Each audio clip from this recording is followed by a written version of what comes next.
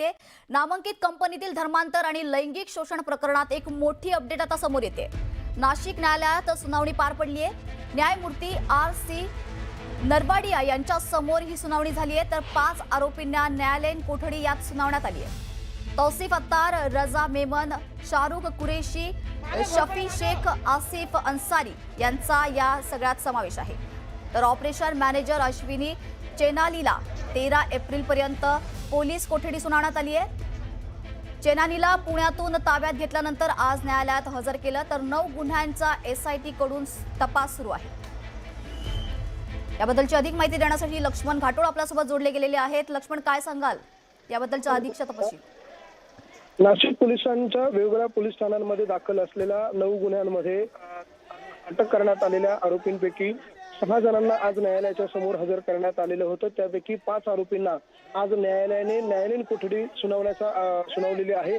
तर एक जी मॅनेजर आहे या कंपनीतली ऑपरेशन मॅनेजर अश्विनी चेनानी, हिला मात्र 2 दिवसांची अर्थात 13 एप्रिलपर्यंत पोलीस कोठडी मध्ये ठेवण्याचा आदेश जो आहे तो दिलेला आहे। या सगळ्या प्रकरणाचा तपास एसआयटी कडून केला जातोय आणि या सगळ्या प्रकरणामध्ये आज या सगळ्या आरोपींना न्यायालयाच्या समोर हजर करण्यात आलेलं होतं।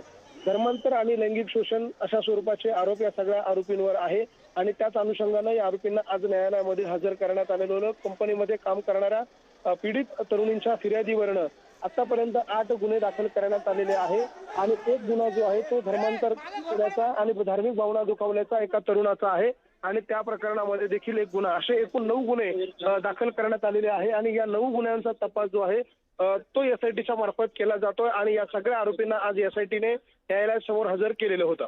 निश्चितच धन्यवाद लक्ष्मण दिलेल्या अधिक माहितीसाठी। अधिकचे अपडेट्स आम्ही वेळोवेळी घेतच राहू।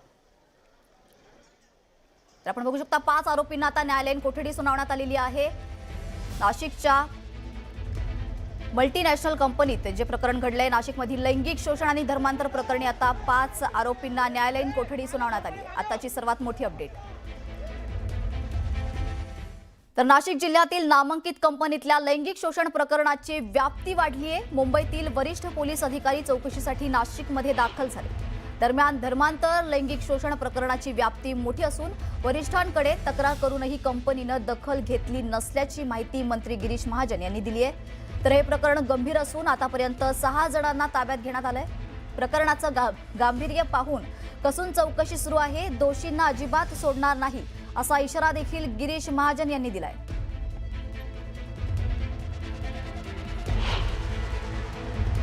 या संदर्भामध्ये माननीय मुख्यमंत्री महोदयांची गंभीर दखल घेतलेली आहे। मुंबईहून सुद्धा टीम या ठिकाणी इन्क्वायरीसाठी आलेल्या आहेत। नाशिक पोलिसांचं मी अभिनंदन करेल की त्यांनी हा जो प्रकार आहे हा सुद्धा शोधून काढलेला आहे आणि म्हणून या संदर्भात 6 लोकांना ताब्यात घेतलेला आहे। त्याची कसून चौकशी सुरू आहे आणि मला वाटतं याची व्याप्ती खरंच मोठी असू शकेल, मोठी असेल, निश्चित असेल आणि म्हणून त्या संदर्भामध्ये सगळ्या चौकशा सुरू आहेत।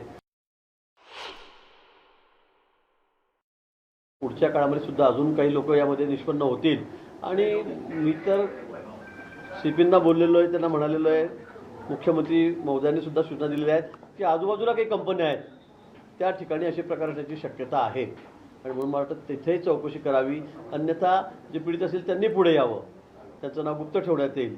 त्यांनी सुद्धा पुढे जर तक्रार केली तर मला वाटतं या संदर्भामध्ये अतिशय गांभीर्याने हा विषय घेऊन जे दोषी आहेत त्यांच्यावर अतिशय कठोर कारवाई, ते कठोर म्हणजे या पुढच्या काळामध्ये अशी कोणी हिंमत करणार नाही अशी कारवाई त्यांच्यावर केली जाईल।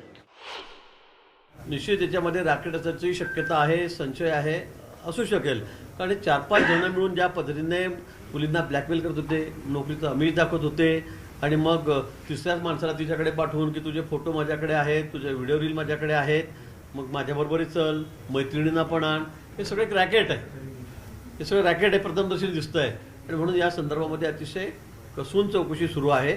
त्या बाबतीमध्ये कोणालाही माफी दिली जाणार नाही, कोणी यातून वाचणार नाही, पण हा विषय मला वाटतं अतिशय गंभीर आहे। धर्मांतर अशा पद्धतीने करून घ्यायचं आणि नुसतं मुलीचं नाही तर मुलांचं सुद्धा धर्मांतर करून घेतलेलं आहे आणि म्हणजे मुलींना गोमांस खायला घालणं, त्यांना महिनाभर रोजे पकडायला लावायचं, त्यांना नमाज पडायला लावायची आणि धर्मांतरण करायचं, म्हणजे हा प्रकार खरं म्हणजे अशी कल्पनाही करता येत नाही आणि एवढ्या मोठ्या कंपनीमध्ये अशा पद्धतीने सगळे हे त्या ठिकाणचे लोक करतायत, काही अधिकारी करतायत, काही वरिष्ठ अधिकारी आहेत त्या ठिकाणी महिला, त्यांच्याकडे तक्रार करून सुद्धा त्यांनी या संदर्भामध्ये कुठली दखल घेतलेली नाही. त्यांच्यावर सुद्धा गुन्हा दाखल करण्यात आलेला आहे. दरम्यान नाशिकमध्ये नामांकित कंपनीमध्ये महिला लैंगिक अत्याचाराची घटना उघडकीस आणण्यासाठी पोलिसांनी वेषांतर करून या घटनेचा भांडाफोड केल्याचं समोर आले.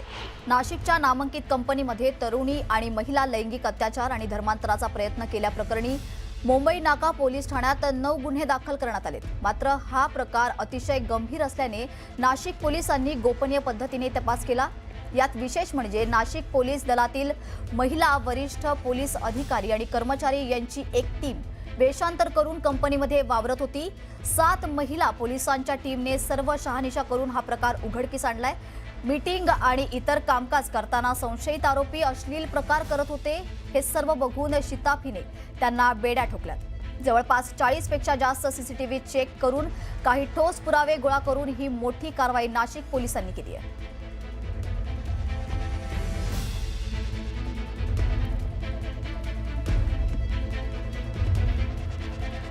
तर धर्मांतर रॅकेटचा उलगडा जो आहे तो कसा झाला हे पाहूयात. तर सर्वात आधी पीडित तरुणीच्या वर्तवणुकीत बदल झाला होता. पीडितेनं महिनाभर उपवास ठेवले होते. त्यानंतर पीडितेचा हिंदू मैत्रिणींसोबत जेवणास नकार देण्यात येत होता. पीडितेनं लिपस्टिक वापरणं देखील थांबवलं होतं. पीडितेच्या कुटुंबियांचा संशय त्यामुळे बळावला. पीडित तरुणीच्या आईची पोलिसांत त्यामुळे धाव घेण्यात आली. त्यानंतर पोलिसांच्या कंपनीच्या अधिकाऱ्यांशी देखील संपर्क साधण्यात आला.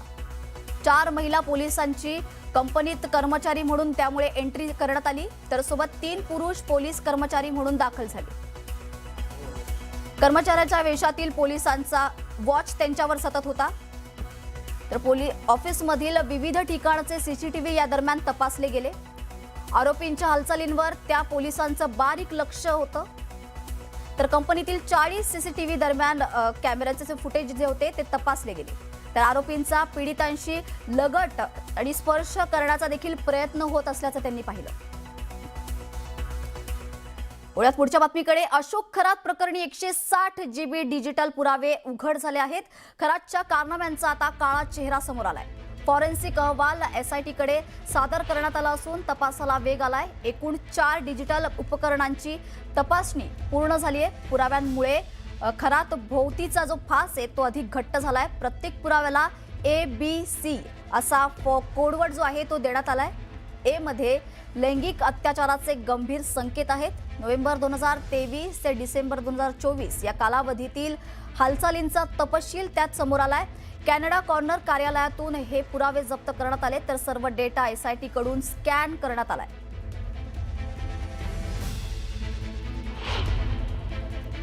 हा काही छोटा प्रकार नाही, हा अतिशय गंभीर प्रकार. हा दोन्ही प्रकार फक्त वेगवेगळे आहेत. इकडे धर्मांतर चाललेलं आहे आणि इकडे हे धर्मगुरू म्हणून हे महाराज काय काय प्रयोग करतायत. आणि आपणही दाखवलेलं आहे की जवळपास 160 बिलच्या संदर्भामध्ये त्या समोर आलेल्या आहेत. त्या सर्वात चौकशी सुरू आहे. अजून काही समोर आलेल्या नाहीत, पण आपणच त्या ठिकाणी दाखवतात. आणि म्हणून मला असं वाटतं की हा विषयही अतिशय गंभीर आहे. मला वाटतं अशा बंधू लोकांचा इतका कडक बंदोबस्त झाला पाहिजे की पुढे कोणी अशी हिंमत करता कामा नये, कोणी असे प्रकारच करता कामा नये. अशा पद्धतीने त्यांना शिक्षा झाली पाहिजे. दरम्यान पोलिसांकडून डिजिटल पुराव्यांसाठी कोडवर्डचा वापर करण्यात येतोय. अत्याचाराच्या फोल्डरला A असं कोडवर्ड देण्यात आलेलं आहे.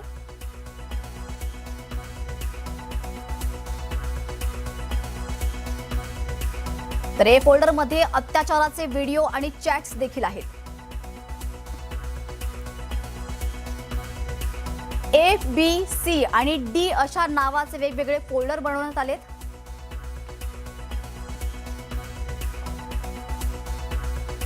तर B, C आणि D फोल्डरमध्ये नेमकं काय आहे याचा तपास सुरू आहे.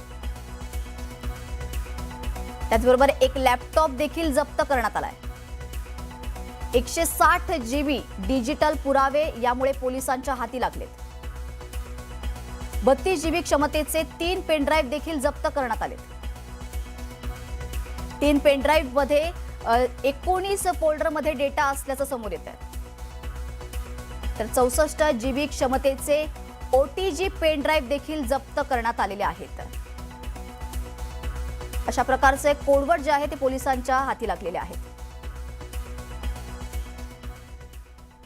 दरम्यान कल्पना खरात अटकपूर्व जामिनावर 16 तारखेला त्यांच्यावर सुनावणी होणार आहे. सुनावणीची तारीख ही पुढे ढकलली गेलेली आहे. राहता न्यायालयात सुनावणी होणार असून शिर्डीतील सावकारी प्रकरणात भोंदू अशोक खरातसह कल्पना खरात ही देखील आरोपी आहे. कल्पना खरात हिच्यावर गुन्हा दाखल झाल्यापासून ती फरार आहे. तर कल्पना खरातचे वकील आज गैरहजर होते.